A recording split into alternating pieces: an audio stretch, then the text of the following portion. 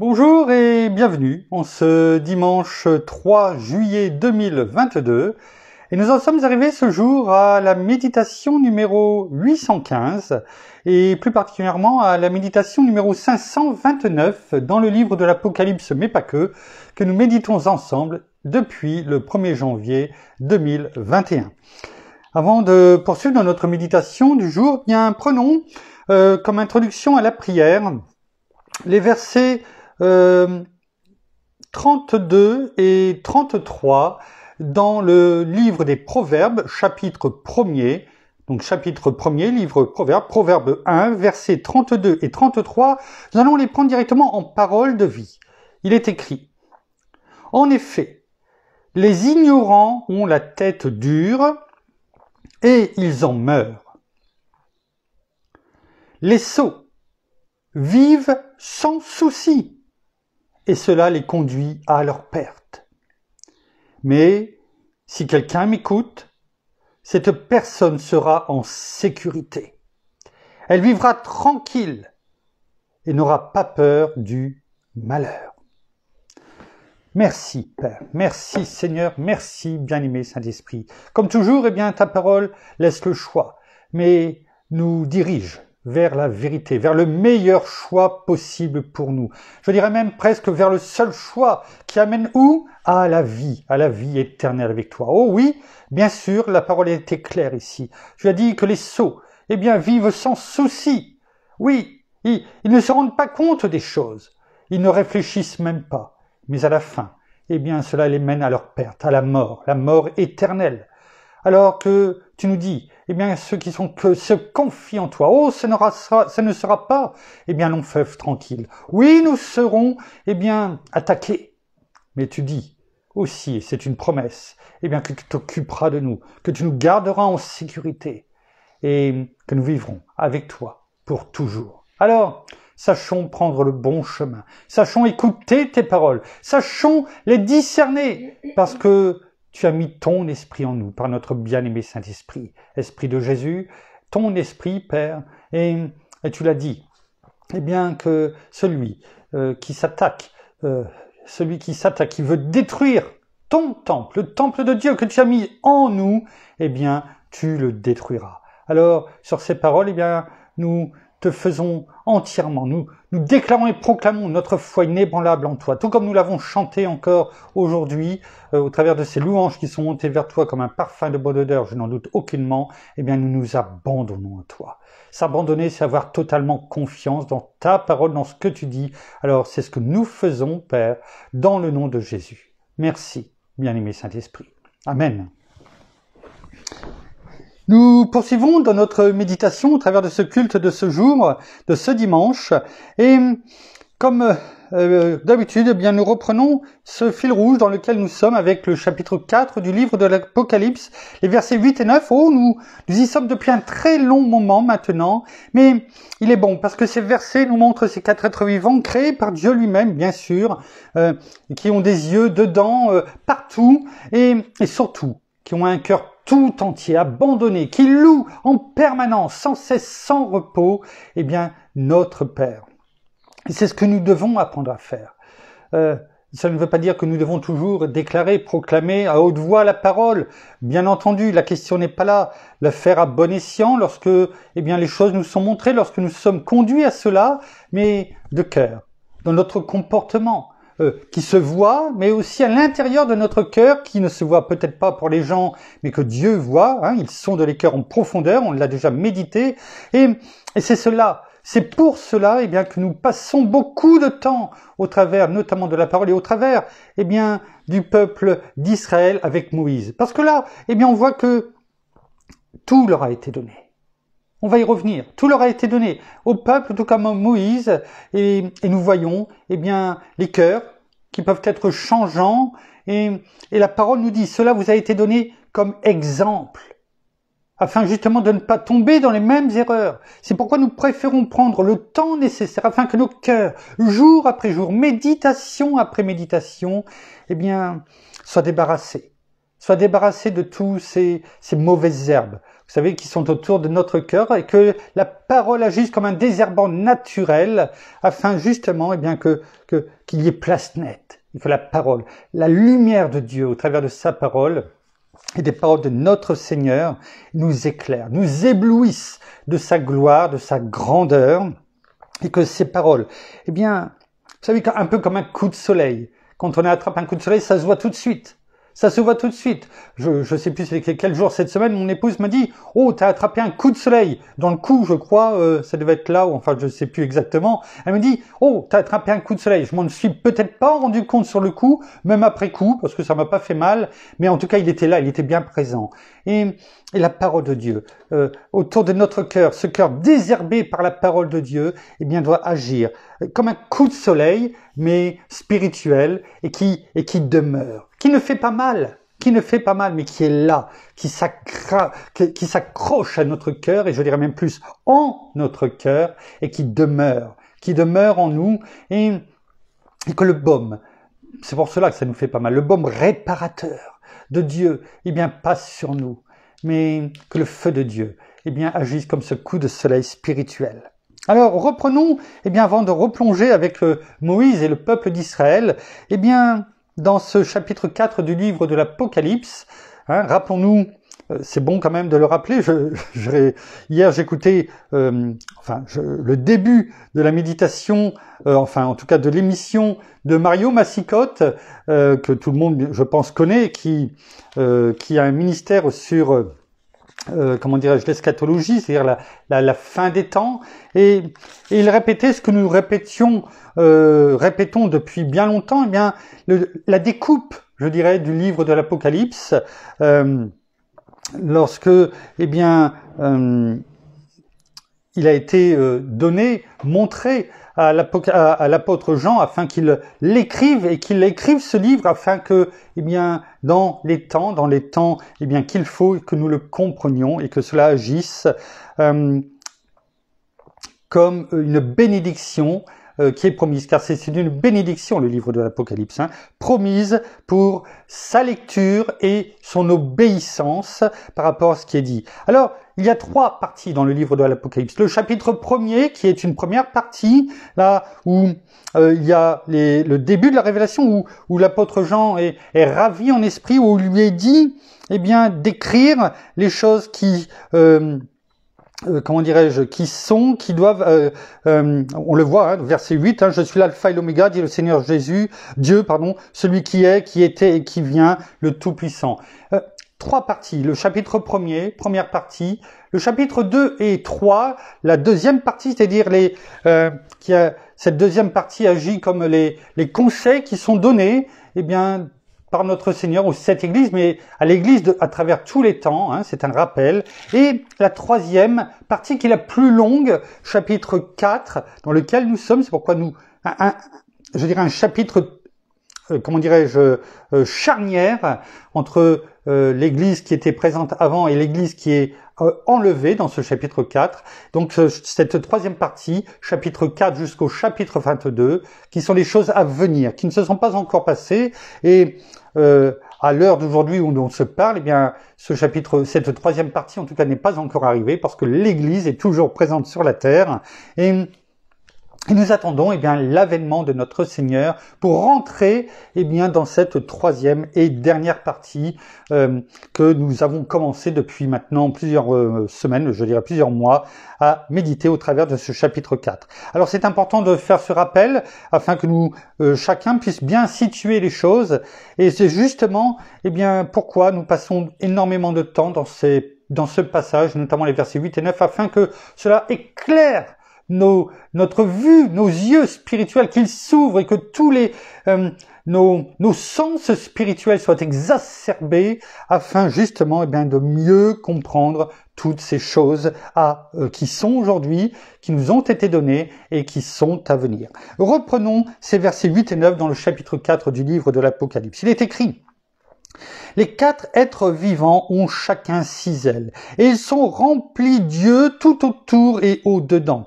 Et ils ne cessent de dire jour et nuit, Saint, Saint, Saint est le Seigneur Dieu, le Tout-Puissant, qui était, qui est et qui vient.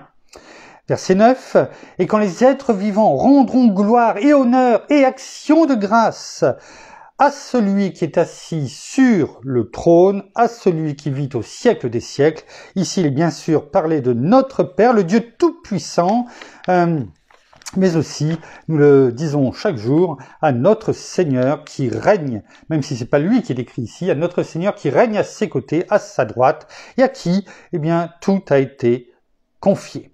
Alors, déjà, c'était une gloire, une grâce de pouvoir élever nos voix, eh bien, comme un parfum de bonne odeur ce matin au travers de toutes ces louanges.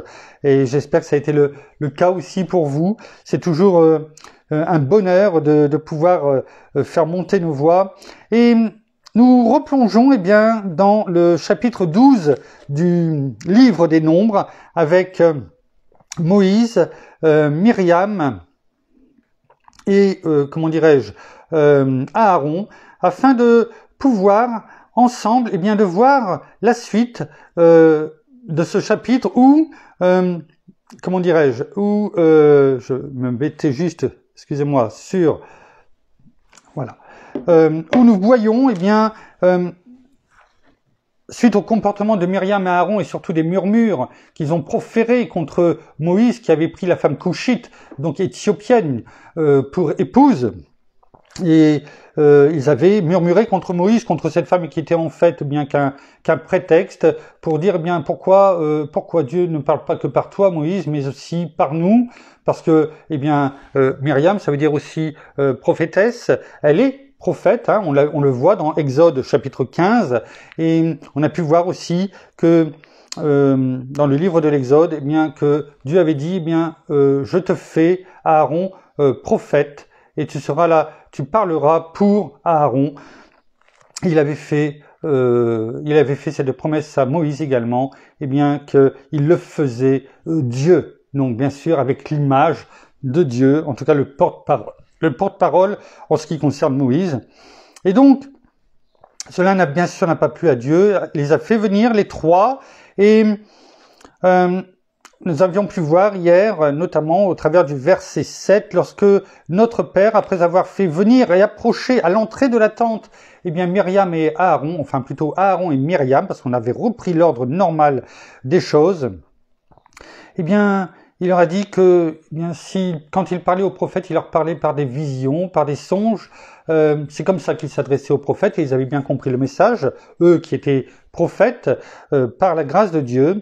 Mais il dit au verset 7, chapitre 12 dans le livre des Nombres, « Il n'en est pas ainsi de mon serviteur Moïse, il est fidèle dans toute ma maison. » Il fait, comme on l'a dit, la distinction entre eux deux. Il marque la différence, non pas parce qu'il aime plus l'un que l'autre, mais parce que, eh bien, ce que Dieu regarde, c'est la fidélité. Bien sûr, la fidélité dans le comportement, mais aussi la fidélité dans le cœur. Ce qui ne veut pas dire qu'on ne peut pas avoir des moments, tout comme Moïse dans le chapitre 11 du livre des Nombres, à un moment donné, était dans le désespoir, dans la déprime totale. Il chutait. On avait l'impression que, en peu de temps, eh bien, il dégringolait. La pesanteur. Vous savez, comme si c'était quelqu'un qui sautait d'un avion et qui avait oublié son parachute ou son parachute ne s'ouvrait pas. Eh bien, cela donnait cette image-là de Moïse qui tombait à une vitesse extraordinaire. Et, eh bien, on s'aperçoit que tout est possible à Dieu.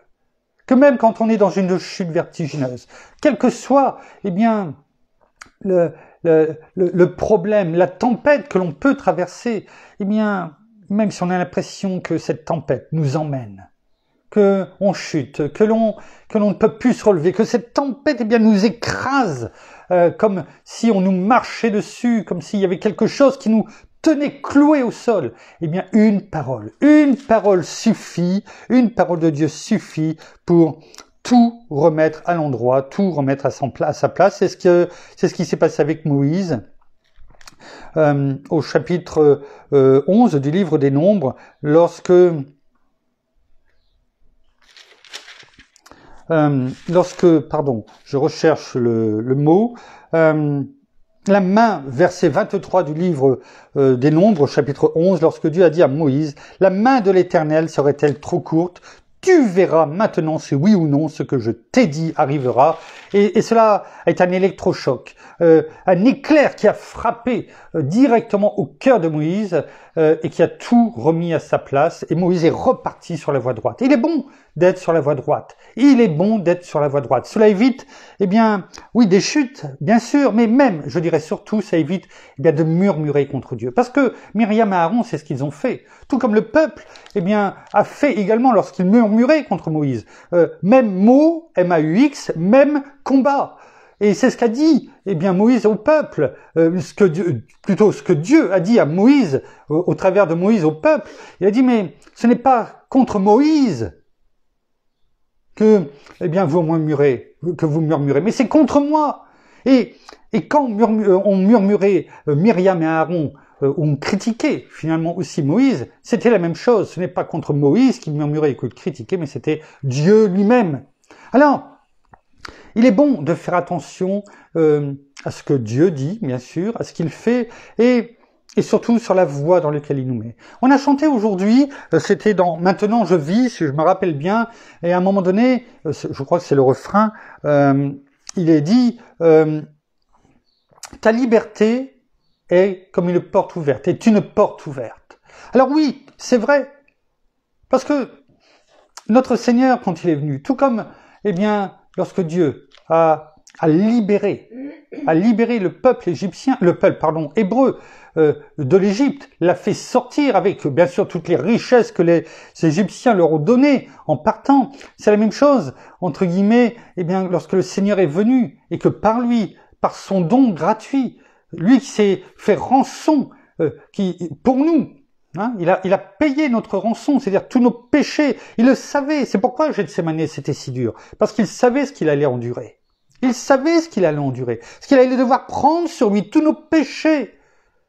Nos doutes, nos craintes, nos peurs, nos angoisses, nos douleurs, nos maladies, nos infirmités, notre amertume, nos addictions, nos afflictions, et on pourrait en rajouter tellement. Il a tout pris sur lui. Il a tout accompli. Le tout est accompli est en nous aujourd'hui. Il a tout pris sur lui. Il a brisé les chaînes du doute, de l'angoisse, les chaînes de toute oppression. Il a tout fait pour que nous soyons rendus libres, non plus esclaves, mais libres.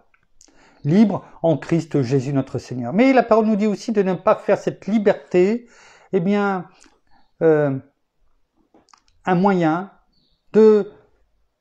finalement de la vivre, mais d'aller nous remettre nous-mêmes dans les chaînes, comme si qu'on les prenait, qu'on les remettait avec nous, de nous remettre nous-mêmes eh bien, dans l'esclavage, de différentes façons, en allant par cette liberté, eh bien, vaquer dans le monde, tout comme le fils prodigue. Hein, il a demandé son héritage, il l'a pris et il est parti. Et il est parti pour en profiter. Ne faisons pas comme le fils prodigue, de prendre cet héritage qui nous a été donné, cette liberté, afin d'en faire eh bien, tout ce que l'on veut. En disant, eh bien, j'ai mon héritage, je suis sauvé, je peux faire ce que je veux, et le jour où ça n'ira pas, eh bien, je reviendrai devant notre Seigneur et je lui demanderai pardon. Alors, bien sûr, tout comme le fils prodigue, c'est une possibilité, mais cela attriste le cœur de notre Père. Pendant ce temps-là, il pleure de voir son enfant qui a été rendu libre par la souffrance de son Fils unique. Notre Seigneur, lui qui s'est donné pour nous, qui a souffert pour nous, pour que, eh bien, ceux qui sont libres en Christ Jésus, eh bien, l'abandonnent pour aller, eh bien, flirter avec le monde. Et finalement, quand on y réfléchit, c'est ce qui est arrivé avec le peuple d'Israël. Le peuple d'Israël, pendant plusieurs centaines d'années, je crois que c'est 450 ans si je me rappelle bien, ont été enchaînés, physiquement parlant, mais aussi moralement, spirituellement parlant, je dirais, parce que, eh bien, ils servaient, ils étaient esclaves, mais le plus important, c'est pas de savoir si l'on sert, mais Qui est-ce que l'on sert? Et malheureusement, Dieu était bien éloigné de leurs pensées, de leur tête. Et ils étaient esclaves à tous les sens du terme. Ils ne savaient plus ce qu'était la liberté. Ils ne savaient plus ce qu'était la liberté. Et on a pu le voir au travers de tout ce que on a pu dire dans les méditations précédentes. Ils étaient libres, ils auraient dû rendre gloire. Mais finalement, à chaque fois, ils murmuraient. Dans leur murmure, qu'est-ce qu'ils disaient? Mais qu'est-ce que c'était bien quand on était en Égypte et qu'on avait les marmites remplies, lorsqu'on pouvait boire ce que l'on voulait, manger ce que l'on voulait. Pourquoi? Aujourd'hui, on parlerait du syndrome de Stockholm. Finalement, ils ont été esclaves, ils avaient été enlevés, ils avaient été élevés génération après génération dans cet esclavage qui n'a fait que s'agrandir. Mais en même temps, eh bien, ils avaient ce qu'il fallait pour se nourrir, pour qu'ils soient en conditions physiques suffisamment, en tout cas, bonnes pour pouvoir faire le travail que les Égyptiens leur demandaient. Ils savaient y faire. Et finalement, ils avaient appris à aimer ce qu'ils faisaient, ce qu'ils avaient, parce que finalement, ils n'avaient rien d'autre. Et on leur donnait tout. Ce qu'ils avaient, en tout cas, le nécessaire. Et quand ils ont eu cette liberté, eh bien, ils ont pu croire que Dieu allait, comme les Égyptiens, leur donner toutes choses, mais qu'ils allaient pouvoir enfin jouir de leur liberté, entre guillemets, faire ce qu'ils voulaient. Mais ce n'est pas cela qu'avait appelé, ce n'est pas cela que notre Père, le Dieu Tout-Puissant, voulait pour eux. Ce qu'il voulait, il s'était choisi un peuple. Ce qu'il voulait leur donner, c'était « obéissez-moi » et en fait, si on regarde bien, l'obéissance qu'il leur demandait, bien sûr, elle devait être continue, mais la promesse qu'il avait faite à Abraham et à tous ses descendants, c'était quoi? Eh bien, je vais te libérer. Je vais t'amener dans la terre promise. Et cela, de la libération de l'Égypte jusqu'à la terre promise, devait prendre 15 jours en moyenne. 15 jours. C'est rien 15 jours.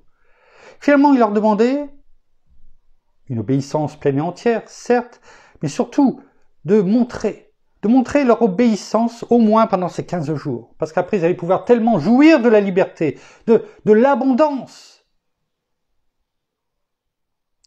Et même en 15 jours, et je dirais même dans les premiers jours, eh bien, dès le départ, Dieu a vu leur cœur. Leur cœur, finalement, qui n'était pas tout entier à Dieu, bien au contraire, mais qui était toujours, comme on le disait, avec le syndrome de Stockholm, on va l'appeler comme ça, eh bien, tourné vers ceux qui vers leur oppresseur. Vous savez, c'est ça, le syndrome de Stockholm, c'est la victime finit par aimer celui qui l'a enlevé, en tout cas celui qui l'a maintenu prisonnier, et ça a été le cas finalement avec le peuple d'Israël. La parole nous dit de faire attention, d'aplanir les sentiers. C'est dans Proverbe 4, la parole nous dit aplanis la route par où tu passes et que toutes tes voies soient bien assurées. Mais pour que toutes nos voies soient bien assurées, et je mets nous parce que c'est toujours le cas aujourd'hui, la seule possibilité, c'est Dieu qui aplanit.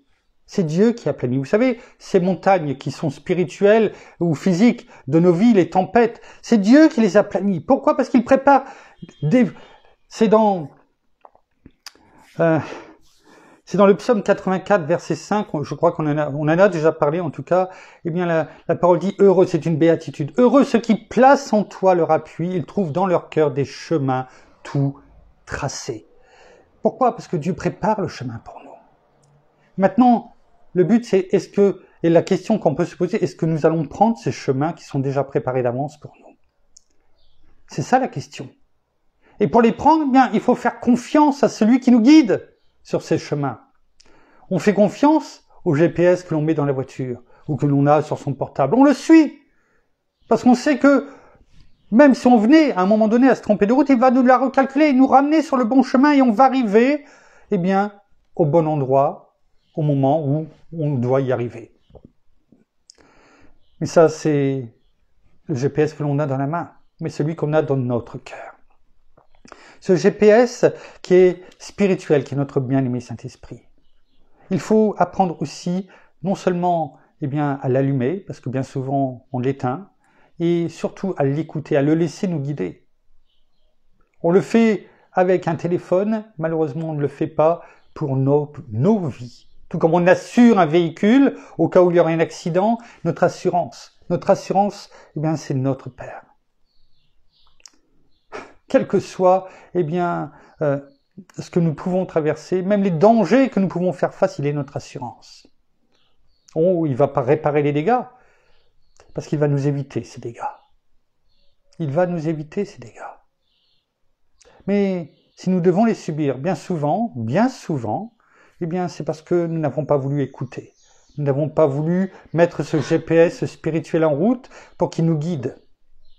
Hier, on disait que là où notre Père met un point, au travers de sa parole, parce que c'est une promesse, parce que ce qui est dit, et que ce qui est dit, il l'accomplit, eh bien, l'ennemi voudra transformer ces points en rajoutant des points d'interrogation. Tout comme il a fait avec Ève et Adam, pour nous faire douter. Cette nuit, à un moment donné, ou vers le matin, je me réveillais, et j'ai eu cette image, eh bien, justement de ces voix. Bien souvent, on est là, on a une voie tout tracée par Dieu. Et il dit, allez, vas-y, c'est notre bien-aimé Saint-Esprit qui te conduit. Dans le nom de Jésus, il te conduit, c'est là où tu dois aller. Et quand on arrive, eh bien, on stoppe. On stoppe parce que, eh bien, au lieu de ce point, c'est-à-dire de cette certitude que c'est un chemin tout tracé par Dieu, eh bien, on commence à voir apparaître ces points d'interrogation dans nos têtes, que l'ennemi met dans nos pensées. On ne se dit pas que c'est l'ennemi qui est là et qui nous met ces points d'interrogation, parce que si c'était le cas, eh bien, nous le balayerions très très vite. Mais il y a ces points d'interrogation. Et cela m'a fait penser, eh bien, à un chemin. Vous savez, l'ennemi, il met quoi? Il met un panneau, attention, terrain miné. Et c'est cela, ça agit comme cela spirituellement dans nos pensées. Là où Dieu veut que nous passions, eh bien, nous commençons à douter. Ces points d'interrogation de l'ennemi. Et qui se rajoutent. Et il y en a plusieurs. Mais est-ce que c'est le bon chemin? Est-ce que la personne peut-être auprès de qui je dois parler, eh bien, va m'écouter, ne va pas me rigoler au nez? Oh, peut-être qu'on n'en a pas besoin. Peut-être le chemin qui nous mène à la guérison. Mais après ce que les médecins ont dit, c'est quand même les médecins, c'est leur métier, ils savent ce qu'ils font, ils savent ce qu'ils disent. Non, c'est fini, je ne serai pas guéri, c'est terminé.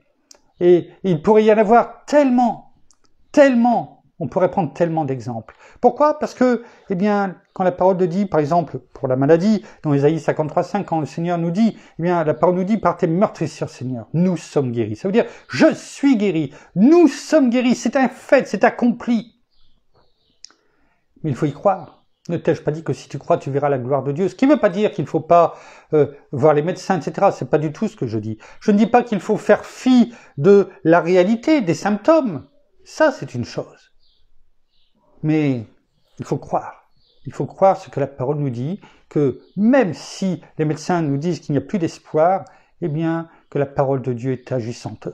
J'ai partagé il y a quelques jours, il y a 2 jours, je crois, c'est Yanis Gauthier, il partageait justement un témoignage d'une femme qui était atteinte d'un cancer. Le médecin lui dit c'est terminé, elle va être, on va la mettre bien en comment dirais-je, en soins palliatifs, c'est terminé, on ne peut plus rien faire pour elle. Et il disait qu'il avait fait une prière courte, une courte prière de quelques secondes, demandant à Dieu d'agir sur elle. Et là où les médecins disaient qu'il n'y avait plus rien à faire, que c'était fini, que c'était, voilà, il n'y avait plus que pour quelque temps, eh bien cette femme, eh bien, a été totalement, complètement guérie de ce cancer qu'elle avait. Totalement, complètement. Et cela, il disait, ça faisait plus d'une 20aine d'années. Guérie totalement, complètement.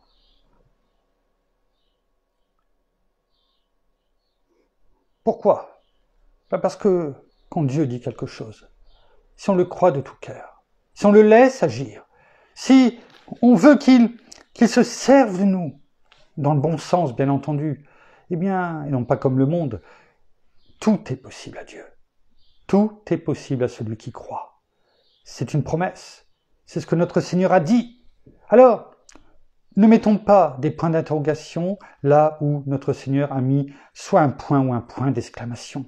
Alors, bien souvent l'ennemi, eh bien, là où on doit passer, eh bien l'ennemi ne veut pas justement que nous y passions, parce qu'il sait qu'il a beaucoup à perdre. Alors il agit et il met, attention, terrain miné. Et c'est cette image que j'ai eue ce matin. Et on ne veut plus avancer. Pourquoi? Parce que notre chemin, eh bien celui qui était tout tracé, cette voie qui était tracée par Dieu, que nous devions emprunter, eh bien nous disons, oh oui mais là attention, c'est un chemin miné, spirituellement parlant. Et si j'avance, je ne sais pas où elles sont ces mines, et je vais sauter de façon différente, bien sûr, vous avez bien compris que c'est spirituel. Alors, eh bien on regarde quoi? On regarde le panneau. Oh ben non, je ne peux pas y aller, c'est écrit interdit. Et si c'est écrit interdit, terrain miné, je ne peux pas avancer, alors qu'on sait très bien que Dieu nous a dit qu'il fallait passer par là. Mais on ne l'écoute pas. On écoute le doute, peut-être les personnes qui sont autour de nous, vous savez, tous ces conseillers qui ne sont pas bien sûr les payeurs, et qui nous disent, mais ne passe pas par là. Mais arrête de croire, regarde, tu vois bien. Mais nous ne marchons pas par la vue, mais nous marchons par la foi. Hein, c'est ce que dit la parole dans 2 Corinthiens 5, au verset 7. Donc, c'est ce qui a fait tomber aussi le peuple d'Israël. Cette liberté, cette porte ouverte qui nous est donnée, qui a été donnée au peuple d'Israël. Ils ont utilisé cette porte pour vivre selon la chair, pour avoir des réactions épidermiques et non pas selon l'esprit. On comprend mieux pourquoi, à un moment donné, lorsque notre Père a dit à Moïse de rassembler 70 anciens, et qu'il allait prendre de l'esprit qui était sur Moïse pour les mettre sur les 70. Parce que sans l'esprit, on ne peut pas avoir de communion avec Dieu. On ne peut pas. Celui qui n'a pas l'esprit en lui, celui qui n'a pas donné son cœur, qui ne s'est pas repenti, qui n'a pas reçu le Seigneur comme Seigneur et Sauveur de leur vie, a un esprit vide. Vide. Il n'y a aucune communion. Il faut que le bien-aimé Saint-Esprit soit dans son esprit. C'est ça la différence, et on va terminer sur ça aujourd'hui. Entre justement la différence entre... Je reprends juste l'endroit, merci. Voilà, la différence entre l'esprit, l'âme et le corps. Il faut bien le comprendre. Parce que c'est ce qui nous a été montré aussi au travers de ce que nous avons médité avec le peuple d'Israël notamment, et Moïse, qui avait l'esprit sur lui. Même au moment, parce que c'était au moment où il était rempli de désespoir, de déprime, mais l'esprit était sur lui, à tel point que Dieu a dit, je vais prendre de ton esprit pour mettre sur les 70. Il aurait pu dire, je vais mettre mon esprit dans les 70. Non, il a dit, je vais prendre de mon esprit qui est sur toi, en toi, Moïse. Et je vais les déverser sur les 70. C'est pourquoi Moïse, malgré peut-être des difficultés, malgré peut-être, oui, par moments des doutes, notamment lorsque Dieu voulait l'envoyer pour faire sortir, qu'il soit sa voix, pour faire sortir le peuple d'Israël, il doutait, mais il a appris. Et c'est ce que nous montre aussi. Nous ne sommes pas à 100% purs, saints, oui, en Christ Jésus, selon comment nous regarde notre Père, nous sommes dans la sainteté pour l'éternité, mais dans notre vie ici sur terre, nous progressons chaque jour, tout comme Moïse l'a fait, tout comme Abraham l'a fait, tout comme Noé aussi a appris à le faire. Et c'était un partage que j'ai fait hier avec Derek Prince, Ministries France, et il disait, ce n'est pas l'âme qui est attachée à Dieu. Ce n'est pas l'âme qui est attachée à Dieu, c'est l'esprit. Pourquoi? Parce que l'esprit a été créé pour l'union avec Dieu. Il faut bien comprendre cela. Et l'esprit ne peut pas vivre en dehors de cette union. Il ne peut pas vivre en dehors de cette union. Et on va juste marquer la différence entre l'esprit, l'âme et le corps pour que l'on comprenne bien. L'esprit, c'est quoi? L'esprit est conscient de Dieu. L'esprit est conscient de Dieu parce que nous avons cette communion, cette union par notre bien-aimé Saint-Esprit qui est en nous, par l'Esprit de Dieu, par l'Esprit de notre Seigneur Jésus. Nous avons conscience de Dieu par notre esprit. Nous sommes conscients de Dieu par cette union. L'âme, quant à elle, est consciente de soi-même, de l'être humain. Nous avons conscience de nous-mêmes. C'est ça l'âme. C'est pourquoi, il y a eu notamment ce Gethsémane. Avec notre Seigneur, on en parlait tout à l'heure. Il avait conscience de lui-même ce qu'il allait devoir endurer. Des souffrances qu'il allait aussi endurer. De tout ce qu'il allait devoir prendre sur lui. Il avait conscience de lui-même. C'est ça l'âme. Et le combat, je crois que c'était le pasteur Lebeau, je crois qu'on avait médité il y a quelques années, en prenant sa, en partie ce qu'il disait dans sa méditation, c'est ça le combat de Gethsémane. C'est le combat entre justement l'âme qui a conscience de lui-même, de ce qui va t'arriver, de ce que tu vas devoir peut-être subir, endurer, physiquement, peut-être moralement, et l'esprit. Est-ce que je vais endurer ce qu'on va me faire? Tous ces peut-être calomnies, ces injustices, toutes ces paroles qui sont dites contre nous? Est-ce que peut-être ces coups? Est-ce que je vais l'endurer? Est-ce que mon âme va l'endurer? Est-ce que c'est l'âme qui va gagner? Ou est-ce que c'est l'esprit qui va prendre le dessus? Cet esprit qui est en communion avec Dieu. C'est ça le combat. Le Gethsémane, c'est entre l'âme qui tire d'un côté et l'esprit qui tire de l'autre. Et le corps. Le corps, donc esprit, âme et corps, c'est ce que nous sommes. C'est dans cet ordre-là, et non pas corps, âme et esprit, esprit, âme et corps. Le corps, quant à lui, est conscient du monde. On le sait, c'est par le biais de notre corps, de nos sens, que nous avons, que nous avons conscience du monde et que nous sommes reliés au monde et en tout cas à tout ce qui nous entoure. Nous voyons, nous entendons, nous sentons tous les sens. Par notre chair, ce que l'on peut toucher. C'est ça le corps. Qu'est-ce qui nous dirige? Qu'est-ce qui nous dirige? Si c'est le corps, nous sommes à ce moment-là, oui, totalement reliés au monde. Mais dans le sens du peuple d'Israël lorsqu'ils étaient en Égypte. Esclaves du monde, qui est cet esclave de l'Égypte, qui est l'image de l'esclave du monde. Ça, c'est si nous laissons notre corps totalement, être attachés, reliés au monde. Ou est-ce que nous vivons par l'esprit, tout comme Moïse? Moïse qui avait l'esprit, qui était sur lui. Et lui, était en communion avec Dieu. En communion avec Dieu, en union avec lui. Comme on l'a dit déjà, ça n'empêche pas par moments des moments de baisse de régime, mais il était quand même en communion avec Dieu, en union avec Dieu, et c'est ce qui nous est demandé.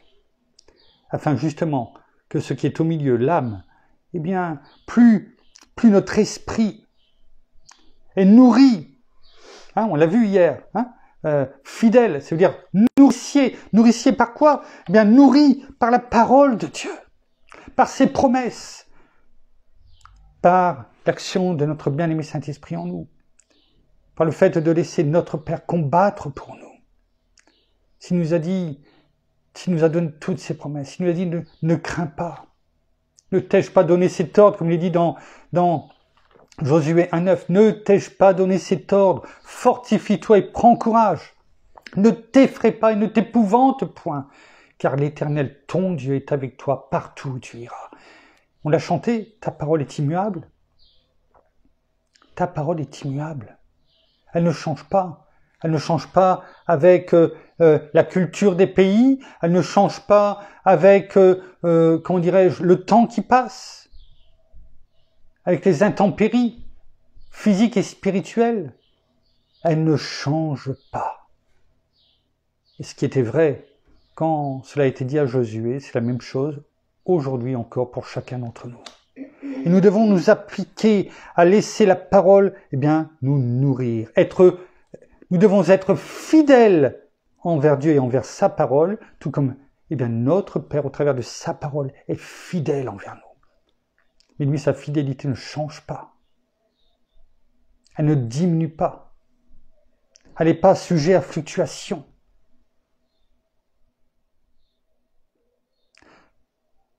Ne laissons à aucun moment les points d'interrogation de l'ennemi nous faire douter.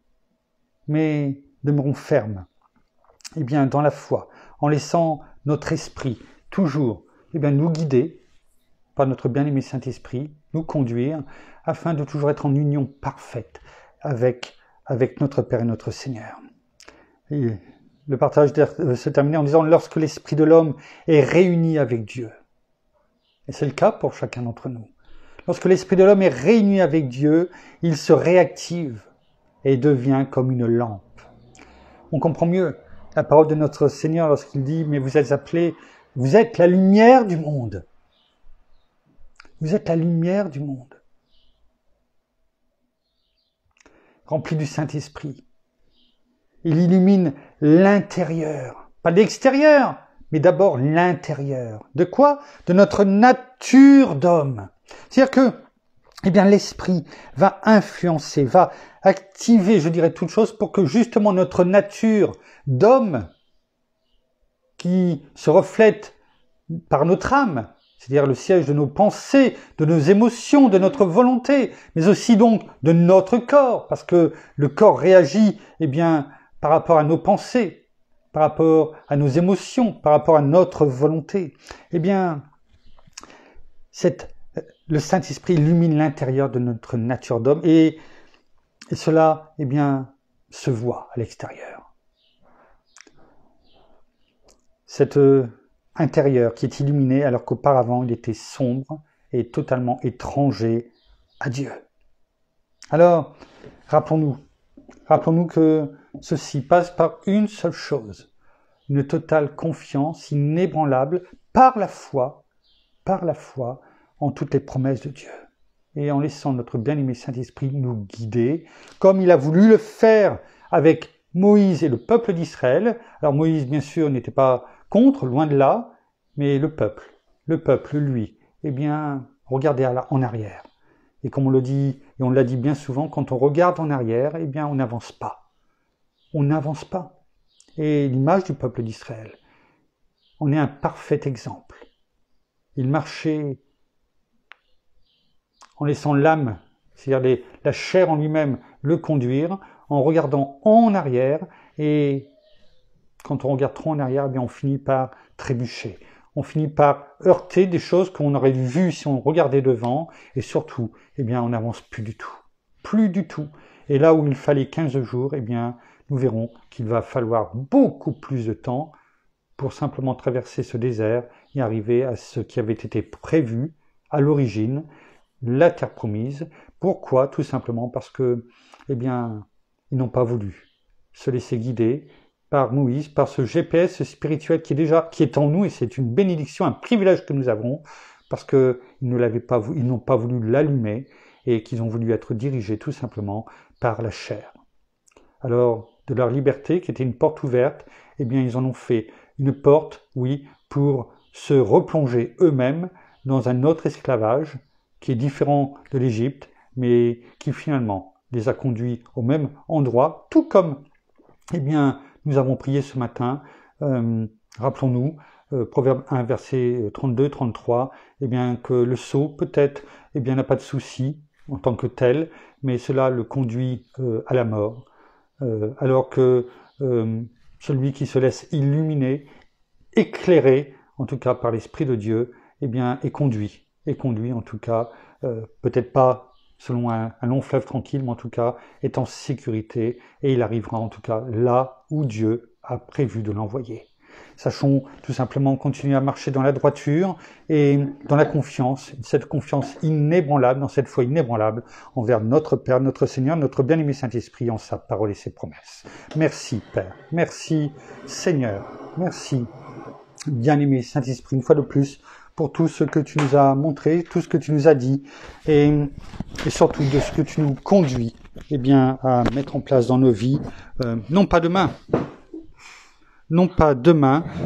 mais aujourd'hui même. Mon épouse a failli tomber, hein, mais elle s'est rattrapée. Merci Seigneur. Mais j'aurais été là pour lui tendre les bras. Nous allons terminer par la prière, le temps qu'elle reprenne son souffle. C'est bon, alors elle a dit que ça y est. Seigneur, merci encore pour ta parole, merci pour tout ce que tu nous enseignes jour après jour, merci aussi pour ta présence parmi nous. Oui, merci parce que nous pouvons venir chaque jour auprès de toi parce que tu es notre guide, tu es notre roc, tu es notre rocher, tu es si puissant, tu es au-dessus de toutes choses. Toi, notre Seigneur, notre roi, toi, notre majesté, toi qui as ce nom qui est au-dessus de tout nom. Alors, nous devons te faire confiance, nous te faisons confiance dans tous les domaines de notre vie. Quelle que soit la situation, eh bien, c'est en toi que nous venons chaque jour, eh bien, te déverser, te délaisser et vraiment nous abandonner dans tous les domaines de notre vie.